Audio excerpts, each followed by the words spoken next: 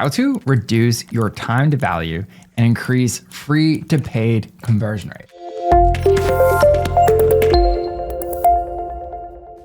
There's a general rule of thumb in product-led growth that you have about a 5-minute window to deliver value when a new user signs up for your product.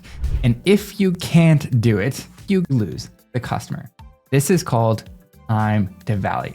And it's actually one of the most important metrics to measure for optimizing your onboarding experience. And great user onboarding is built when you can clearly define why users sign up for your product in the first place.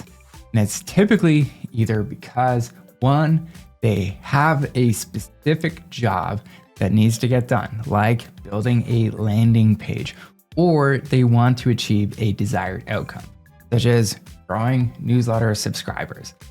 So once you know what the specific job is that they want to do, you can identify all the stages of the user journey until customers experience that result. Now, the job of user onboarding is to lift up any obstacles in your user's way. You want to basically fast track your users through those stages and help them do what they came to do before they lose interest and just churn out. So Adam, one of our product-led coaches at ProductLed, who led user onboarding at Shopify, recently shared his philosophy on reducing time to value. So he was responsible for finding and solving the biggest obstacles that online merchants face to get up and running. So he kept coming back to the core of it. I see these philosophies or these frameworks the same, whether it's a sales-led business or a product-led business. We're all just trying to help our users get through, how can they make a good evaluation of whether this product is right for them, get them up and running on the product, and ultimately having users be successful with the product. Let's look at the two main philosophies surrounding your onboarding experience.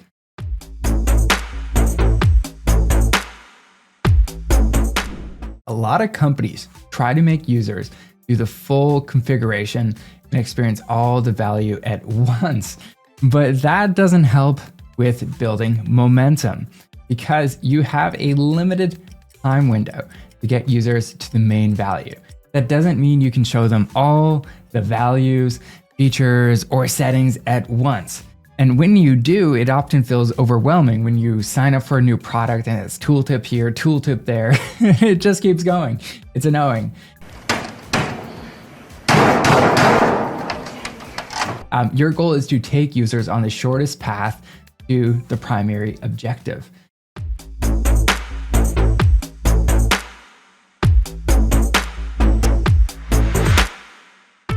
We keep hearing phrases like, users will figure it out.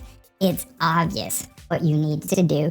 And product people have a big challenge with this because you're super close to the product. You're in it every day. You feel like it should be obvious to click this button or switch that toggle. But sadly, that's simply not true when you look at features at scale. Sure, it might be valid for a few users who just get it, but it's never all of them. And here's a great exercise for product teams to help improve your time to value. And it's called red, yellow, green exercise.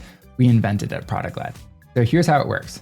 You want to come up with a list of every single action a user needs to do to experience the value of your product and decide if it's right for them.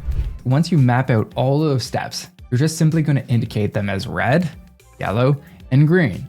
And a red step means it's not really necessary for the primary objective of getting users to that main action of value. So why are we doing this? Could we scrap this? And if we remove this, would it have a big impact? The second is yellow steps, which means could we do this later after they've already signed up and they've got to value? And so you always want to be cutting the red steps that are unnecessary. The yellow steps you might want to actually just delay. Once users have gotten to value, they can see other aspects of the product later. And green steps is a critical step ones you'll need to keep. They have to do these steps in order to see value. Now, yellow steps are probably the most interesting out of all of these because they're really hard to understand which ones to keep and which ones to delay. So I want you to ask yourself and your team, do we need to make this action required for the user when they're first onboarding? Most steps, not. Another quote from Adam. When I was at Shopify, I was leading user onboarding. One of the biggest challenges we had was data migration. So merchants who were trying to come over to Shopify from some other system, they were really struggling with moving data over. And we actually saw that that's where merchants were getting stuck in our onboarding funnel. And so what we ended up doing is we built this full data migration program. And the outcome of that was we basically took data migration off of the things that the merchant needed to do. So we would move all their data over. All they had to do was send us a CSV of all their product information. And we had a team that would do all the product transformation, then pop it back into Shopify. And this one thing eliminated data migration as a churn reason. And this is such a great reminder that one-time setup steps that are low value for some of the actions you should consider eliminating completely from onboarding. Now, when users are signing up for your product, try to understand where they are emotionally and meet them there. Ask questions like, how is my user feeling right now? How do I help them overcome the friction of how they're feeling right now? They may be feeling frustrated with how much work they need to put into completing the main job to be done. They may be missing some knowledge of how the job needs to be done best. Proactive objection handling is a great way to help users overcome onboarding hurdles. So that brings us to our next point. Do you know why users are getting stuck?